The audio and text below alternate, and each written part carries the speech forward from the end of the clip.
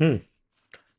हाँ तो मित्रों, लास्ट वीक मुझे ये अनअकैडमी के अपने इकोनॉमी कोर्स में जो विद्यार्थियों ने कुछ प्रश्न पूछे थे, मैं उसके इधर जवाब बना रहा हूँ। सबसे पहले तीन चार प्रश्न थे ऐसे कि प्रीलिम करीब आ रही है और आप ये जो 6 पिलर्स पढ़ाते हैं इकोनॉमी के, उसमें कौन सा पिलर अब मैं रिवाइज करूँ या कौन सा ज़्यादा महत्वपूर्ण है। तो उन सभी विद्यार्थियों को मेरा कॉमन जवाब ये है कि सबसे पहला जो लेक्चर नंबर 1 हुआ था, उसी के अंदर मैंने ये चीज़ आपको बता दी है। दूसरा, आपके पास जो हैंडआउट है उसके अंदर सबसे पहला जो हैंडआउट अपलोड हुआ, मतलब पिलर 1A1 डिजिटल पेमेंट, उसी के पेज नंबर 1 पर मैंने एक टेबल बनाकर आपको दिया है। इस तरह से उसी में दिया है कि कौन सा पिलर में से ज़्यादा प्रश्न आए हैं वगैरह।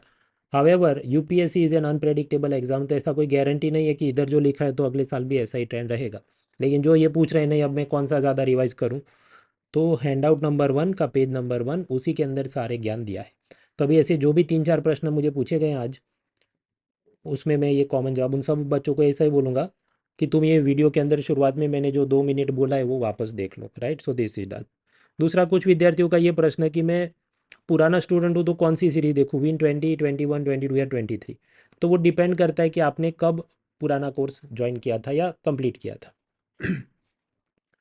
कि जिसने फेब्रुआरी 2020 से पहले मेरा full length paid course complete किया था, तो उसने Win20 भी देखना है, 21 भी देखना है, 22 भी और 23 भी।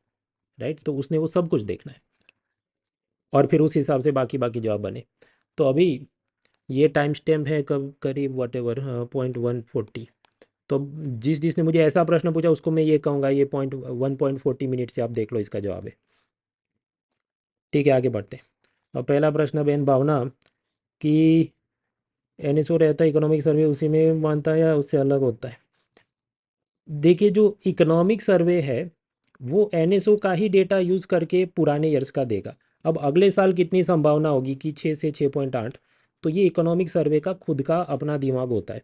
लेकिन अगर वो ये कहे कि अच्छा कोरोना में ये इतना हुआ था, मतलब जब वो भूतकाल की बात करता है, तो भूतकाल में तो एनएसओ का जो डेटा है वही इकोनॉमिक सर्वे छाप देगा। ये पहली बात। दूसरा, नोटबंदी के बाद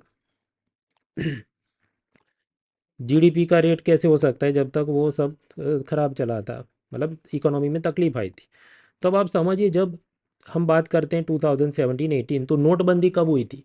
अगर 1 अप्रैल को हो जाती तो पूरे साल में उसकी नेगेटिव असर आती, तो ग्रोथ काफ़ी खराब दिखता, पर वो तो हुई थी नवंबर में, और उसमें भी कुछ था, दिसंबर तक तो पुराने नोट बदलवा सकते थे। तो मतलब उसकी जो एकदम ही गंभीर समस्या हुई होगी, तो पूरे साल को अगर हम 4 क्वार्टर में डिवाइड करें, राइट, तो जो आखिरी वाला क्वार्टर होगा, मतलब जनवरी फरवरी मार्च ऑफ 2017, तब उसकी ज़्यादा असर हुई होगी। पर आप समझो कि अगर ये पूरा साल है और इस वाले पॉइंट पे अगर ख़राब हो रहा है, तो इधर 80% तो इकोनॉमी रेगुलरली चली थी, इधर 20% ही थोड़ा ख़राब गया था, तो इसके चलते ये यहाँ से यहाँ इतना नहीं गिरेगा। That is the reason, one thing. दूसरा, अगर हम कुछ क्रिटिक्स की माने, जैसे डॉक्टर रघुराम राजन या वो भूतपूर्व chief economic adviser Arvind Subramanian, उनका ये कहना है कि भारत सरकार जीडीपी के डेटा को बड़ा चढ़ाकर दिखाती है, आंकड़ों में लिपाप होती है, यानी बैंडेड करती है। तो ऐसा भी अगर उन आलोचकों का माने तो हो सकता है कि सरकार ने इधर कुछ डेटा में छेड़छाड़ की होगी ताकि ये अच्छा दिखे, ताकि ऑपोजिशन पार्टी वाले ज़्यादा हंगामा नहीं करे कि नोटबंदी से अपना जीडीपी गिर गया है, इसलिए इसको मतलब सेम टू सेम या 1-2% ज़्यादा, 0.1 0.2% ज़्यादा दिखा। खैर, अब तो ये पुराना मामला है, तो इस पर और दिमाग अब लगाने का वैसे फ़ायदा है नहीं। फिर रोबाब internal security in Indian society complete नहीं कर पाऊंगा। देखिए, अब तो उसमें आप ये करो ना, उसके जो भी अच्छे टीचर्स हैं उनके पावर पॉइंट आप डाउनलोड करके रखो और फिर आराम से बाद में देख लेना। उसी तरह जो भी उन्होंने नोट्स या हैंड आउट अपलोड किया उसको आप डाउनलोड करके रखना, and then you complete them. फिर भाई अनिकेत, हैंड आउट मैंने कवर किया, लास्ट मोमेंट रिवीजन में कौन कौन से पिलर, तो मैंने इस वीडियो के शुरुआत में जो करीब 1-2 मिनट बोला है, इस वीडियो के शुरुआत में वो आप देख लो, उसमें बता दिया।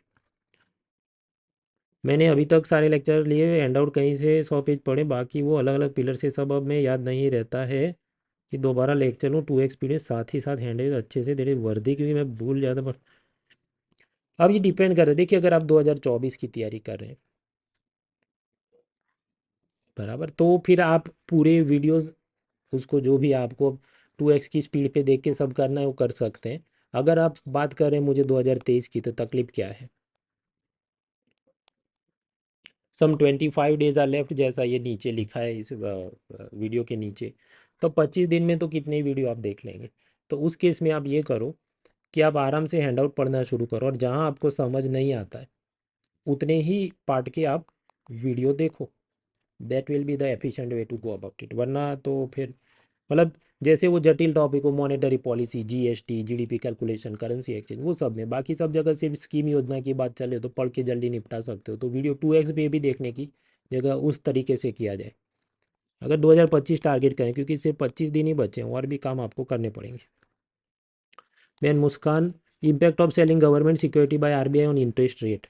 अब उस सब में हमको बॉन्ड यील्ड में जाना पड़े और पुराने बॉन्ड यील्ड को एग्जिस्टिंग इन्वेस्टर नई सिक्योरिटी का क्या इंटरेस्ट है उस हिसाब से उसको कैसे बेचता है या अपने पास रखता है, उस हिसाब से फॉरेन इन्वेस्टर कितना रहते हैं जाते हैं, and accordingly how it affects the बाकी जो होते हैं कॉल मनी और नोटिस मनी वाला मार्केट, उस पर बैंकर। तो वो सब समझो बीरबल की खिचड़ी है जो अपने एग्जाम पॉइंट ऑफ व्यू से काम की नहीं।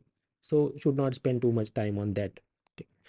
अपना जो हैंडआउट पिलर 1A2 है उसके अंदर मेरे ख्याल से जो भी 70 80 या 60 पेज पे जो एक टेबल दिया है उसमें जितना दिया है उसके आसपास ही फोटो फ्रेम बना के आप जवाबों को टिक करें। बाय मिलिन, Win23 शोज अपडेटेड, तो मैं अब क्या उसको करूं? देखिए वो तो मैंने इस वीडियो के शुरुआत में ही 1 मिनट और 40 सेकंड पे जो बोला है उसको आप देख लो।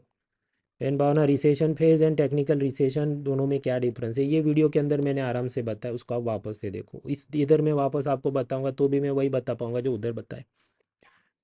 टेक्निकल रिसेशन मतलब पिछले के मुकाबले इधर जो हुआ होता हम कहें ये पॉइंट पे हुआ। रिसेशनरी फेज मतलब ये जो पूरा चल रहा है, जमाना जो चल रहा है, या एक पूरा ये एरा चल रहा है जो 6 महीने 8 महीने 10 महीने, उसको हम फेज कहते हैं। We should analyse last year PYQ, how do prioritise, don't get any idea सिम से। देखिए जुनेद भाई,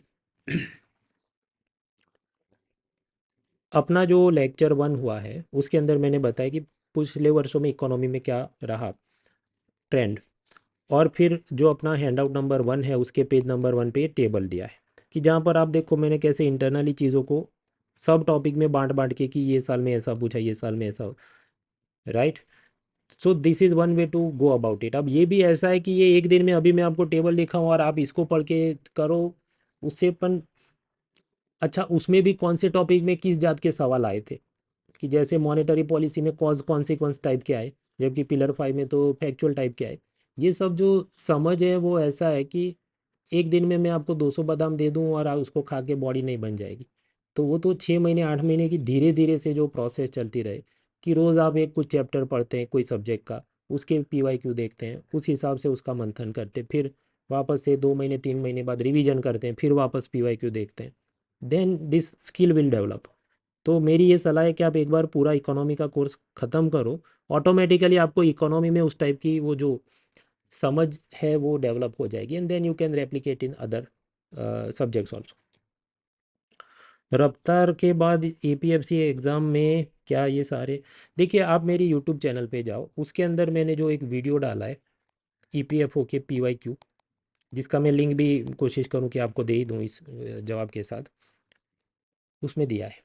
उसमें मैंने टॉपिक वाइज एनालिसिस की बताया कि वो भी, और उसके बियॉन्ड क्या करना है, अकाउंटेंसी और लेबर लॉज में क्या पूछते हैं वगैरह वगैरह। सो it is given in that video, मैं लिंक शेयर करता हूँ, वरना आप मेरे चैनल पे खुद जाके समझो कि तीसरा या चौथा ही वीडियो अभी लेटेस्ट वाला जो हुआ है उसमें बताया है।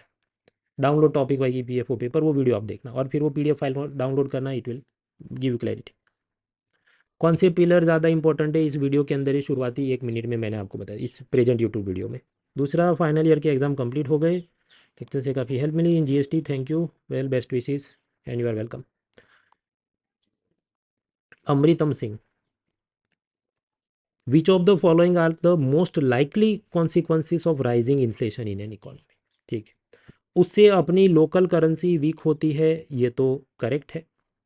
Increase in the volume of export, वो तो गलत है, क्योंकि अगर भारत की चाय महंगी हो रही है तो स्वाभाविक है वो तो फॉरेनर तो केन्या की चाय खरीदने चला जाएगा, तो अपना तो वॉल्यूम तो बढ़ना गलत लगता है। So 3 is right and 4 is wrong. फिर ये पांचवा क्या कहता है, redistribution of wealth from creditor to debtors, मतलब जो समझिए लोन देने वाला है उसका सैड स्माइली है, और जो डेप्टर है मतलब जो लोन ले रहा है उसका happy smiley. So then I think fifth statement should be correct. तो मतलब 3 राइट है, 4 रॉन्ग है, 5 राइट है। उस हिसाब से अगर तो 4 रॉन्ग है तो उसको उड़ा दो, तो ये चला गया। तो इस हिसाब से answer only through elimination method should be B. अब उसमें आप कहें कि short term increase in investment, अब ये भी वाली बात थोड़ी डिबेटेबल हो जाती कि short term increase in investment आप किस हिसाब से बोल रहे हैं, कि ज़्यादातर जब महंगाई बढ़ती है तो क्या पब्लिक कोई फिक्स्ड इन्वेस्टमेंट है, जैसे कि बैंकों की फिक्स डिपॉजिट, उसमें से पैसा निकाल के क्या ज़्यादा अच्छा परफॉर्म करने वाली, ज़्यादा अच्छा रिटर्न देने वाली जगह पर पैसा डाला, जैसे गोल्ड हो या शेयर मार्केट हो। तो मतलब ये जो ऑप्शन जिस हिसाब से सेट किया और हम उसको एलिमिनेट करने जाएं तो डिपेंड करता है कि वो एग्जामिनर अपने दिमाग में क्या सोच रहा है, उसने किस हिसाब से इसको बनाया है। संगीता, जीबीए ऐसे ने, are we still using GBA? देखिए ग्रॉस वैल्यू एडेड वाला मेथड है, अगर आप मोस्पीप की वेबसाइट पे जाके उसकी प्रेस रिलीज डाउनलोड करो तो उसमें ये दिया होता है। तो मतलब वो अभी भी कैलकुलेट तो उसे कर रहे हैं। अब उन्होंने जो डिसकंटिन्यू किया तो बट स्टिल मोस्पी की लेटेस्ट भी प्रेस रिलीज मेरे ख्याल से फेब्रुआरी में, उसमें उसने जीवीए वाले मेथड से बताया चीज़ों को कि ग्रॉस वैल्यू एडेड के हिसाब से ये सेक्टर में इतना ग्रोथ आया वगैरह। दूसरा जो आपने पूछा एनएसओ अगर इनका डेटा यूज़ करते थे एग्रीकल्चर का डेटा, देखिए ये तो मैन्युफैक्चरिंग और सर्विस सेक्टर के डेटा के लिए अगर इसको यूज़ करें तो ऐसा नहीं बोल रहा कि एग्रीकल्चर हम नहीं लाएंगे, उसके लिए जो भी डिपार्टमेंट ऑफ एग्रीकल्चर के पास डेटा है, इतना क्रॉपिंग हुआ या इतना कुछ हुआ, आरबीआई से कुछ क्रॉस रेफरेंस में डेटा है, इतना एक्सपोर्ट हुआ हमारा, या कॉमर्स मिनिस्ट्री से एग्रीकल्चर एक्सपोर्ट का कुछ डेटा लेके आए, so like that they will make the things. वो ऐसा नहीं है कि इसका मतलब एग्रीकल्चर का डेटा कहीं उपलब्धि नहीं और लाएगा ही नहीं। भाई सौरभ, मैं 2024 में अपीयर होने वाला हूँ, recorded videos economy lecture quiz का आरंभ कर दूँ? हाँ तो ठीक है, हाँ आप कर सकते हैं। देखिए फरवरी से मैं अपना प्रीलिम वाला कोर्स ख़त्म हुआ और जून महीने से अपना मेंस वाला चालू होगा, तो उस हिसाब से आप उसको निपटाते रहे। हाँ देखिए अपना गूगल फॉर्म सभी पेड लर्नर्स के लिए ओपन है, चाहे आप इस बैच में या पुराने बैच में वगैरह, वो तो चलते रहता है। भाई मिहिर, अप्रैल से न्यू सब्सक्राइबर वर्किंग प्रोफेशनल 2024 में दे रहा हूँ, पहले सर का हैंडआउट का रिवीजन किया है, यूट्यूब चैनल हिस्ट्री ज्योग्राफी भी पढ़ा है। नोट्स 2.0 हो तो क्या सब सब्जेक्ट की लाइव क्लास बनाएं या नहीं, because teacher said history geography class running note. अब इसके अंदर चीज़ क्या, देखिए द नोट्स,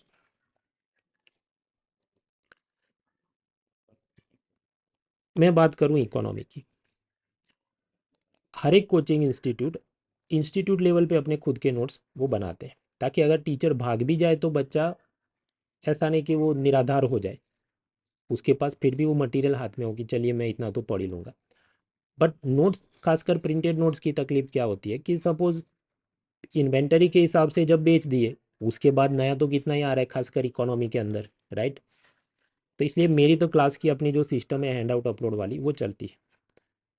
उसी तरह this is not for just one coaching institute, सारे कोचिंग इंस्टीट्यूट के अंदर इंस्टीट्यूट लेवल की नोट्स अलग होती हैं, और जो बड़े टीचर्स होते हैं वो अपने समझ के हिसाब से अपनी जो पैरेलल नोट्स का सिस्टम चलता है वो अलग होता है। तो अब ये असल में कि मैं ये देखूँ या वो श्रद्धा का विषय है।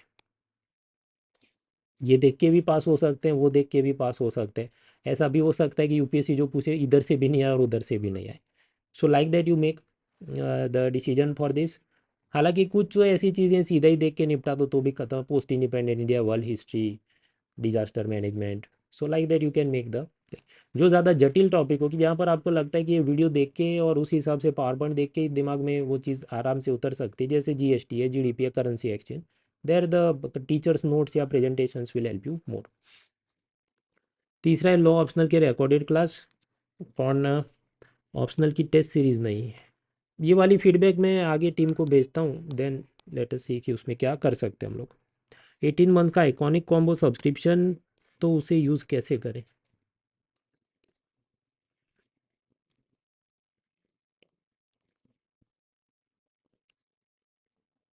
देखिए आपने इसमें ये भी बताया कि सब्सक्रिप्शन से पहले भी आपने तो बहुत सारी सेल्फ स्टडी आप कर चुके हैं, राइट। तो पहले तो मैं आपको ये कहना चाहूँगा कि आप खुद से एक एक्सेल फाइल बना लो, सब्जेक्ट कि ये सब्जेक्ट और उसमें मैं अपने आप को कहाँ पर रखता हूँ कि मेरा 60% कंप्लीट है, 80% कंप्लीट है, वगैरह वगैरह। This is one. उस हिसाब से आप पहले कि मैं इतना पढ़ चुका हूँ और फिर अब मुझे और कितना पढ़ना या वीडियो देखना बाकी।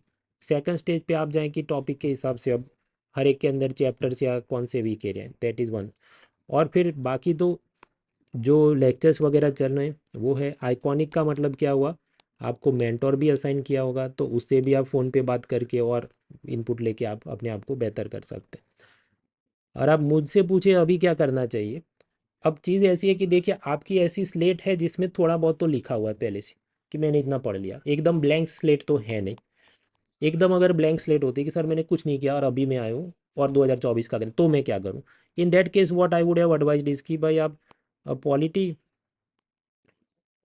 इकोनॉमी, इंटरनेशनल रिलेशन इनको पहले निपटा दो ताकि आप करंट अफेयर्स को आराम से अप्रिशिएट कर सके, समझ सके।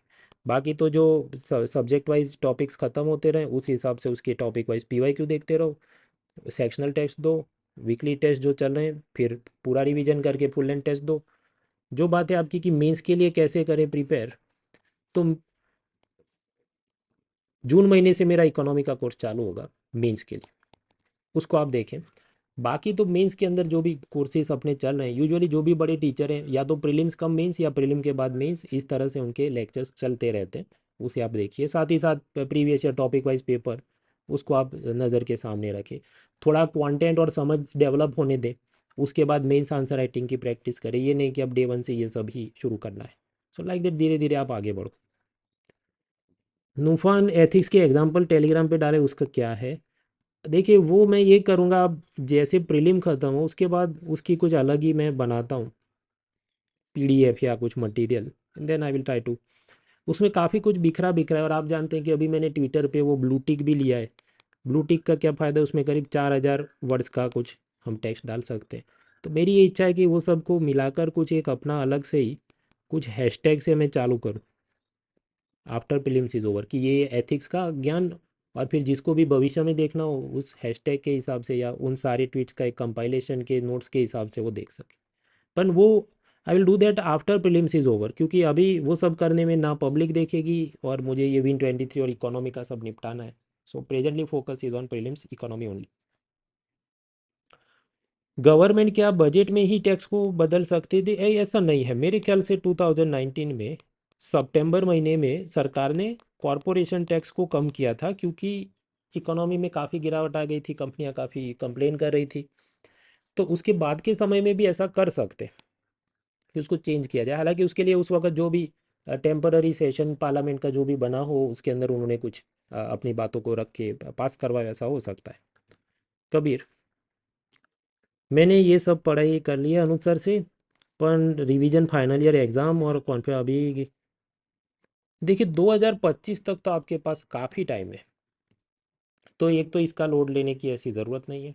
हालांकि कुछ एक एक्सेल बना के आप करो ना कि इतने सब्जेक्ट में मेरा इतना प्रोग्रेस है। जीवन की काफ़ी समस्याओं का समाधान एक्सेल फाइल में ही आप करो, ये हिस्ट्री बराबर, और उसके अंदर ये प्रीलिम्स, मेंस, और उसके ऊपर भी कुछ आपको लगे वैल्यू एडिशन और होना चाहिए कि निबंध में लिखने के लिए मैंने कुछ और ज्ञान हासिल किया, पर वो दूर की बात है। और उसमें अभी तक आपने कितना किया वगैरह वगैरह करो। एक और चीज़, अगर 2025 में आप कर रहे हैं तो अभी से आप समझो आप वापस से हिस्ट्री का रिवीजन भी चालू कर दोगे,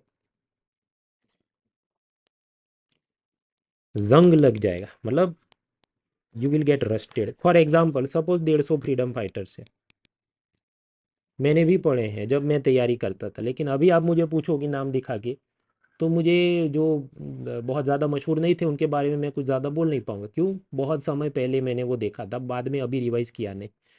तो जब आप बॉलिंग के लिए दौड़ रहे तो स्टेडियम के इतने भी दूर से दौड़ना मत शुरू करो कि जब वहाँ तक पहुँचो तो वो सब इवेपोरेट हो गया।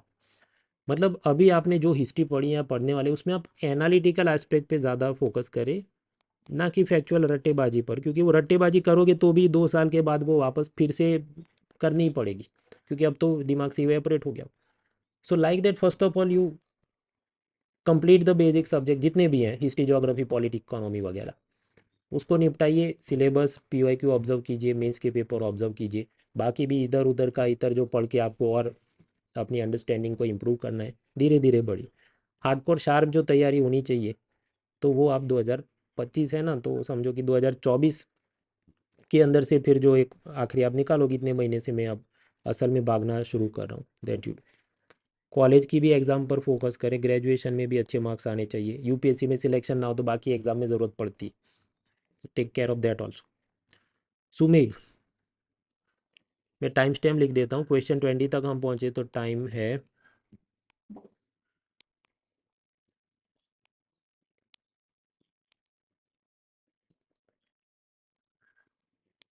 टाइम हुआ 20 मिनट के आसपास। आई एम गिविंग प्रीलिम, बराबर बेस सब्जेक्ट सब हो गए, रिवाइजिंग इकोनॉमिक्स। अब कैसे करें? अब मैंने इसके अंदर तो देखिए ये वीडियो जो अभी मैं बना रहा हूँ आपके लिए, उसी के अंदर शुरुआती के 1 मिनट में बताया कि पहले सबसे पहले हैंडआउट के फर्स्ट पेज पे ही दिखा है कौन से पिलर में से ज़्यादा प्रश्न आते कम आते। अब जहाँ तक बात है पिलर 3 ए बी की और वो सब, तो उसमें से आप पीवाई क्यू उसके अंदर ही दिए हैं, तो आप ऑब्जर्व करो कि कैसे जो मतलब करेंसी एक्सचेंज में क्या पूछते हैं कि कॉज कॉन्सिक्वेंस टाइप का, कि ए लीड्स टू बी और नॉट। जबकि अगर आप पिलर जो आखिरी 3 सी या कुछ निकालोगी जिसमें इंटरनेशनल ऑर्गेनाइजेशन है, तो उसमें फैक्चुअल पूछते हैं, ये वाला अग्रीमेंट किस साल में हुआ, ये संगठन में कितने सदस्य हैं, तो मतलब वहाँ पर फैक्चुअल की रट्टेबाजी ज़्यादा करनी पड़े। So like that you do the things. Beyond that कुछ और करंट अफेयर्स करना है क्या? जवाब है अब नहीं। उसके दो कारण है, एक तो अपने हैंडआउट में ज़्यादातर सब current affairs including latest economic survey budget आ गया। दूसरा, अलग से अब करने बैठोगे तो बाकी सब्जेक्ट रह जाएंगे। तीसरा, ये बात भी सही है, मैंने जो इतना करंट अफेयर्स इकोनॉमी का कवर किया उसके बियॉन्ड भी यूपीएससी कुछ पूछ सकती है। But now only 25 days are left, ये वीडियो के नीचे भी मैंने लिखा है 25 दिन ही बाकी। तब और कुछ मत करने बैठो इकोनॉमी के करंट अफेयर्स में, क्योंकि जो था वो अपने हैंडआउट में आ गया। बाकी भगवान मालिक है, बाकी सब्जेक्ट करो। तो करंट अफेयर्स का मेरा तो ये इसमें एक लाइन का जवाब है। तो मुझे रिवीजन का और रिवीजन होगा करंट सिलेबस। करंट अफेयर्स में मैं एक और चीज़ आपको बताऊं, सपोज पिछले 1 साल के करंट अफेयर्स में 15-17 सवाल आए, कोई भी मटेरियल उठा हुआ ऐसा होगा 4 या 5 सवाल ही उसमें से असल में टिक हो पाते, बाकी सब ऐसा रैंडम होता है जो बाहर से पूछा होता है। तो एक हद से ज़्यादा करंट अफेयर्स में आप बहुत टाइम भी लगाओगे तो return on investment is not very great. भाई तेजस, मैं खास अचीवमेंट कॉलेज में नहीं है, तो देखिए आप अकेले नहीं, मैं बहुत सारे मॉक इंटरव्यू में बैठता हूँ जिसमें बच्चों के डिटेल एप्लीकेशन फॉर्म देखता हूँ। बहुत सारे लोग जिनका ये डेफ में सब एम्प्टी होता है, कोई अचीवमेंट नहीं, कोई मेडल नहीं, कोई एनसीसी नहीं, फिर भी फाइनल रिजल्ट आए तो वो सिलेक्ट हुए होते हैं। तो उसका बहुत कि उस एक कदम पे आपको इंटरव्यू में कम मार्क देंगे या निकाल देंगे, ऐसा है नहीं। अब हम लोग टाइम मशीन तो है नहीं, भूतकाल में जाके चीज़ों को सुधार नहीं सकते, तो इसका चिंता छोड़ो। दूसरा, कोरोना में मेरे साल बर्बाद हुए, तो भाई आप अकेले नहीं हैं।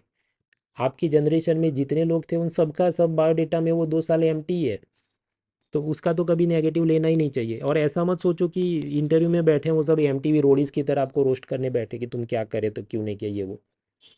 नीड नॉट वरी, वो कोई मेक इट और ब्रेक इट टाइप की चीज़ है ही नहीं जो आप सोच रहे हैं कि मेरा बायोडेटा खाली है। Your first priority should be mains में बेस्ट मार्क लाने, खासकर mains paper 2 polity governance IR वाला, मेंस पेपर 4 एथिक्स और निबंध। बाकी जो पेपर्स हैं उसके अंदर समझो पूरी दुनिया मिलते जुलते ही मार्क आते हैं सिंसियर वालों के, पर ये ऐसे हैं जहाँ पर जो असल हीरे हैं वो थोड़े और अपना खींच के आगे बढ़ सकते हैं। Same goes for optional subject also, optional में अच्छे मार्क आए तो वो सिलेक्शन का मेक इट और ब्रेक इट होता है। तो मतलब मेरे हिसाब से क्या मेक इट और ब्रेक इट क्या है, मेरा बायोडेटा कोरा है वो है, या फिर कि मेरे जीएस मेंस पेपर 2 4 निबंध और ऑप्शनल के मार्क अच्छे बुरे आ रहे हैं। तो वो जो मैंने अभी बताई पेपर के मार्क उससे ज़्यादा नुकसान होता है कंपेयर टू बायोडेटा कोरा है। तो पहले वो करो जो आप सुधार सकते हो, मीन्स की आपकी तैयारी। हाँ तो उसको ब्लैंक रख सकते हैं, अब इसमें कोई फैक्टर विकेट नहीं। रोहित, लास्ट बैच में किया था revise fifth sealer, watching your current. देखिए मैंने आपको अभी जो लास्ट थर्सडे वीडियो बनाया था, लेक्चर लिया था, सभी पुराने विद्यार्थियों को मैं ये कहना चाहूँगा, Win23 का ये पिलर 5 और 6 का वीडियो मोस्ट प्रोबेबली 10 मई को आएगा। उसी को आप डाउनलोड करके देख लेना जो नए अपडेट्स हैं, बाकी तो सब आपका आपके ओरिजिनल कोर्स के अंदर हो ही गया है। और ये भी कि पिछले 1 साल में कोई बहुत ज़्यादा बड़े डेवलपमेंट हुए नहीं पिलर 5-6 में, ये 2-4 छिटपुट स्कीम पोर्टल वगैरह निकले, तो उसका अलग से फिर वीडियो मत देखने बैठो, अगर हैंडआउट से आप मैनेज कर सकते हो और वो भी पूरे हैंड आउट नहीं, जो नया अभी मैं Win23 का डालूंगा कि आपका ओरिजिनल बैच के बाद कितना नया था उतना देखना। मतलब 10 तारीख का लेक्चर आने की आप वेट करो। आदित्य, ओपन मार्केट ऑपरेशन में आरबीआई यूनियन और स्टेट की जीसेक को बाय डाउनलोड इज, अगर जीसेक की जगह बॉन्ड ऐसे कुछ लिखा जाए तो क्या गलत होगा? देखिए, अब उसमें चीज़ ऐसी है, कुछ बार यूपीएससी के आप पीवाईक्यू देखिए तो वो जनरल सेंस में पूछ लेता है कि आरबीआई शुड सेल बॉन्ड्स वगैरह, तो वो जीसेक के कंटेक्स्ट में ही बॉन्ड शब्द का प्रयोग कर रहा है। तो फिर आप बहुत उसमें मतलब ये पेडांट्री करने जाएंगे कि नहीं ये तो बॉन्ड लिखा था रादर देन, तो देयर इज लाइकलीहुड कि वो जनरल सेंस में पूछ रहा है। तो अगर उसको वो स्टेटमेंट गलत कराना होगा तो वो ऐसा लिखिए कि अच्छा RBI should sell corporate bonds, तो फिर वो गलत हो जाए। फिर अगर वो कहे सॉवरेन बॉन्ड्स तो फिर वो सही है। तो डिपेंड करता है एमसीक्यू में उसने क्या कॉन्टेक्स्ट में पूछा है। कोर इन्फ्लेशन और रिफाइंड इन्फ्लेशन, बहन आप आराम से वीडियो देखो, उसके अंदर बताया कि वो बात क्या है, पेट्रोल और डीजल जो है उसको माइनस करने में दिक्कत इसलिए आती है क्योंकि वो सर्विस वाले कॉलम में लिखते हैं एनएसओ वाले, इसलिए इकोनॉमिक सर्वे वाला नया कंसेप्ट लेके आए। और उसी वीडियो में मैंने ये भी बोला है कि ये चीज़ बहुत काम की है नहीं, तो दिमाग इसमें बहुत चिंता करने की ज़रूरत। आराम से वीडियो देखो, 5-5 मिनट पॉज करके आप देखिए, फिर वापस देखिए कि क्या हो रहा है हैंड आउट में, it will make sense to you. Varushi, how to gain confidence,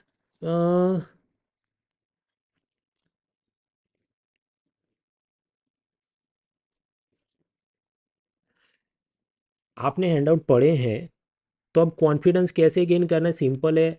हर बुधवार को उन्हीं हैंडआउट में से जो टेस्ट हुई है उसके अंदर आपका कितना परफॉर्मेंस है, अच्छा है कि बुरा है, उस हिसाब से खुद को नाप लो। It will give you the thing कि अच्छा उसमें हर एक के अंदर मेरा मोर देन 60% हो रहा है, तो दैट मीन्स मैं मुझे हैंडआउट अच्छे से समझ आ गए, मैंने रट लिया है, तो दैट इज़ द बेंचमार्क। दूसरा 30+ टेस्ट पेपर, तो अब क्या उनको रिवाइज, देखिए टेस्ट पेपर को रिवाइज करना I don't think it is a good strategy, क्योंकि यूपीएससी वाला एग्जामिनर उन टेस्ट पेपर को देख के तो पेपर थोड़ी सेट कर रहा है। तो अगर आपको रिवाइज करना है तो फैक्ट रिवाइज करो, किताबें रिवाइज करो। ऐसी क्या गारंटी है कि वो टेस्ट पेपर है उसको देख के ये पेपर सेट है? ऐसा तो कभी नहीं होता है। आप पीवाईक्यू को रिवाइज करें ऐसा अगर मुझे पूछे तो मेरा जवाब है हाँ। आप मॉक टेस्ट पेपर को रिवाइज करें तो मेरा जवाब होगा ना। Should I solve 100+ मॉक्स before giving PT? नहीं, देखिए एक होती है कैट एग्ज़ाम या बैंक एग्ज़ाम वगैरह की हम बात करें, अगर मैं आपको एक फार्मूला सिखाऊं कि speed into time equal distance, जो इन एग्ज़ाम में उपयोगी होगा, तो फिर तो आपने क्या करना है कि उसके 100 200 500 सवाल ही सॉल्व करने ताकि स्पीड और एक्यूरेसी इंप्रूव हो। लेकिन यूपीएससी का एग्ज़ाम ऐसा नहीं है, यूपीएससी का एग्ज़ाम जीएस सेंट्रिक है। तो अगर मैं आपको ये कहूँ कि गुजरात का कैपिटल गांधीनगर है, तो उससे आपका क्लियर नहीं हो रहा है, क्योंकि आपको बाकी भी स्टेट और नॉर्थ ईस्ट के कौन से स्टेट का कौन सा कैपिटल वो सब पता होना चाहिए। तो इस एक एमसीक्यू से आपका तो you are not covering the entire subject, right? तो फैक्ट्स की रिवीजन, किताबों की revision, that should become bigger priority rather than question and tests. तो आपकी प्रायोरिटी क्या होनी चाहिए, मतलब सिलेबस के हिसाब से जो भी बड़े बुक्स और जो नोट्स हैं उसको आप रिवाइज करो, पहली प्रायोरिटी। उसके बाद उसके टॉपिक वाइज टेस्ट देखो, फिर अगर टाइम मिले तो फिर ये मॉक फॉक की अब आप करो तैयारी। That will be my advice here. आपको सी सेट में थोड़ी स्ट्रेटेजी बदल जाएगी कि सी सेट में आपको फॉर्मूला के बाद बहुत सारे प्रैक्टिस के सवाल देखने पड़े, that is a separate thing, I am talking about GS. Mihanshu, 2 साल की करंट अफेयर्स की मैगजीन में भाई, वो मैंने एक बार बताया फिर भी रिपीट कर दूँ, स्टाफ के बहुत सारे लोग नौकरी से चले गए क्योंकि उनको दूसरी कंपनियों में ज़्यादा पैसे मिलते हैं, कि कुछ लोग खुद से सरकारी नौकरी की तैयारी कर रहे थे, कुछ लोग का गवर्नमेंट स्टेट सर्विस के अंदर सिलेक्शन हो गया वगैरह। तो आप पाएंगे कि दिसंबर से मंथली मैगजीन भी काफ़ी लेट में रिलीज़ कर पा रहा हूँ, क्योंकि उसी के वादे चल रहे हैं, मंथली मैगजीन निपटाने के वादे चल रहे हैं। तो मतलब 2 साल का तो करना, अब 25 दिन जो बाकी है उसमें मैं Win23 करूँ और वो मैगजीन निपटाऊँ, उसी में चला जाएगा। तो this thing I am unable to do for the present year. Aditya, electoral bond के अंदर 1% और मोर इन द, इसकी जगह लिखा वैलिड वोट्स, तो इससे अलग सही होगा या गलत?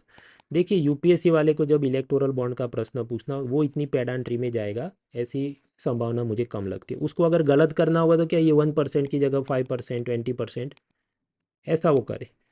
वो इस पेडांट्री में कि valid vote and invalid vote उतना करके उसके जरिए मैं इस स्टेटमेंट को सही गलत करूँ, उतना वो यूजुअली नहीं करते। जहाँ तक इस टाइप के क्वेश्चंस की बात होती है। आफ्टर वो ऑब्जर्विंग PYQ, आपको उसका दिमाग ठनक जाए कि नए जात का कोई प्रोफेसर आए और वो दूसरे पैटर्न पे चले तो अलग बात है। So need not worry too much about the such things. Gyanendra Singh, working employee, पहला अटैम्प्ट, हैंड आउट तो दिए हैं, रिवाइज नहीं किया है, तो अब मैं क्या करूँ?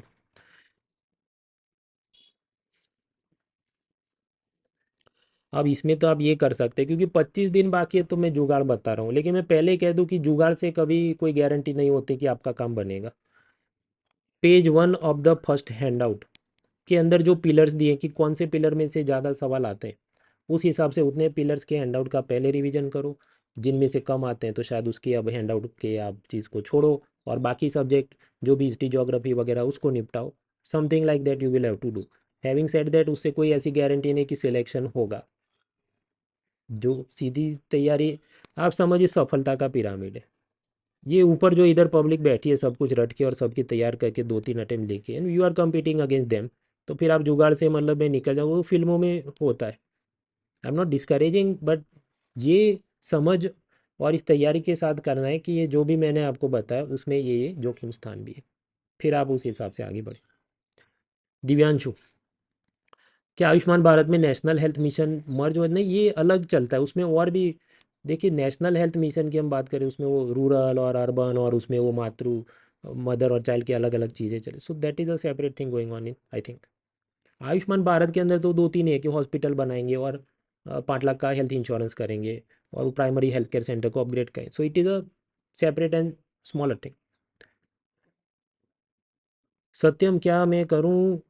देखिए, बात ऐसी है, अगर आप मेरे ओल्ड स्टूडेंट हैं तो फिर आपने क्या करना है, आपने जो भी मान लीजिए पिछले साल जून जुलाई से अक्टूबर में आपने कोर्स किया, तो उसके बाद कितने अपडेट आए, उसके लिए Win23 सीरीज चले, तो फिर आपने उस केस में तो देखना ही होगा। क्योंकि आपके पुराने पिछले साल जून महीने के एंड आउट में तो नहीं होगा लेटेस्ट बजट इकोनॉमिक्स सर्वे में क्या हो, तो उस केस में देखना है। हावेवर, अगर आप मेरा लेटेस्ट कोर्स देख रहे हैं दैट इज फेब्रुआरी से लेके मई तक जो अभी चल रहा है, अगर वो देख रहे हैं तो फिर Win23 सीरीज देखने की कोई ज़रूरत नहीं है। बाकी यही सब बात मैंने इस वीडियो के शुरुआत में 1 मिनट के टाइम स्टैम्प के आसपास करी, वो देखना। सी सेट पे कॉन्फिडेंस नहीं आया तो 3 आवर्स ऑफ डे, तो सी सेट हो जाएगा ना। अब आपके खुद के प्रश्न में ही आपका जवाब है। 2 घंटे का पेपर होता है और आप कह रहे हैं कि 3 घंटे तो मेरे एक प्रश्न में जाता, फिर तो उसके अंदर अब आप ये करो कि अन अकेडमी में जो भी कोर्सेज चल रहे हैं, ये मुदित सर के, मधुकर सर के, एक ऋषि सर हैं, उसमें से जो भी एक ठीक आपको लगे उसको आप देखना चालू करो और उस हिसाब से निपटाते रहिए चीज़ों को। कौन से वाले चीज़ में से कौन से प्रश्न ज़्यादा आते हैं, मतलब स्पीड टाइम डिस्टेंस में से क्या ज़्यादा आता है या प्रॉफिट लॉस से ज़्यादा आता है, उसके बारे में एक वीडियो मैंने और मधुकर सर ने बनाया था। उसका मैं लिंक इसके साथ डालता हूँ। Just a minute. उसको आप देख के फिर उस हिसाब से करना, पर ये अगेन ये सब जुगाड़ वाली बात है। देखिए, तो it is not a substitute for hard work, right? तो आप देख लेना, मैं एक लिंक डालूंगा आपके जवाब के साथ, उसको देखना। सलीम, हाँ, ये आपने जो प्रश्न पूछा बराबर, अगर फॉरेनर जब भाग रहा है तो वो फॉरेनर को ही बेचेगा, तो फिर तो एफडीआई के अंदर उसकी असर नहीं। जब फॉरेनर अगर इंडियन को बेच के भागेगा तो फिर वो नेगेटिव में या माइनस में उसको करना पड़ेगा। मतलब इंडियन भी नहीं, हमको बेटर वर्ड इज कि वो रेसिडेंट को, इंडिया के रेसिडेंट को बेच के भागता है, तब वो माइनस हमको करना पड़े। कब साहब? मेरा टाइम 2025 में, इंटरनेशनल गवर्नेंस 2024 में करूँ या अभी निपटाऊँ? देखिए, मेरी तो सलाह है कि आप अभी उसको निपटाएंगे उसके क्या फ़ायदे हैं, कि जो भी करंट अफेयर्स न्यूज़पेपर में आते हैं उसको आप ज़्यादा आराम से समझ पाएंगे, अप्रिशिएट कर पाएंगे। तो इसका सॉल्यूशन क्या? देखिए, आईआर में तो ये अनअकैडमी के बुक्स भी आपको मिले होंगे, उसमें निपटा छोटी सी पतली सी किताब है, या जो भी वीडियो कोर्स ही चले उसको आप देख सकते हैं। गवर्नेंस के अंदर भी इनकी जो किताब है उसको आप देख लो, और वीडियोस वगैरह जो चल रहे हैं, तो जल्दी ख़त्म करेंगे। It will help you understand variety of newspaper content, और आप उनको इंटरलिंक कर पाएंगे, जिससे आपका निबंध और मेंस पेपर 2 के असल जवाब में काफ़ी निखार आ सकता है। So sooner done is better. Manish, practice section में इकोनॉमी के क्वेश्चन, क्योंकि बहुत सारे क्वेश्चन। देखिए, अभी तो अपनी जो मतलब प्रायोरिटी होनी चाहिए वो क्या होनी चाहिए? फॉर इकोनॉमी, हैंड आउट का रिवीजन, हैंड आउट के अंदर ही जो पी वाई क्यू दिए, उसके बाद जो वेडनेसडे की टेस्ट में, फिर जो टाइम बचे तो बाकी सब आलतू इधर उधर के आपको मॉक्स देने चाहिए, पर इतना टाइम बचेगा नहीं क्योंकि 25 दिन ही बाकी है। तो पहले इतना ही निपटाओ कि P Y Q plus Wednesday की टेस्ट और रिवीजन, फिर जो समय में बाकी सब सब्जेक्ट आप करो। If you are asking me for 2023, if you are asking for 2024 तो वाले वाले और भी चीज़ें आप देख सकते हैं। प्रशिष्ट, देखिए मुझे लगता है कि आपने अन अकेडमी स्टोर से इसको को ख़रीदा हो है तो शायद आपको कम्युनिटी वाले सेक्शन में ये नहीं दिख रहा है, बट नीड नॉट वरी, आपको जाना चाहिए कोर्स पेज पे। उसका मैं लिंक आपके जवाब के साथ अभी डालता हूँ। उसमें क्या राइट हैंड साइड से एक साइड बार खुलती है और फिर उसमें से आप चीज़ों को डाउनलोड कर सकते हैं। मतलब वो आपको वेब पोर्टल से करके करना पड़े, वो मैं आपको लिंक शेयर करता हूँ। सो दिस इज़ क्वेश्चन 33।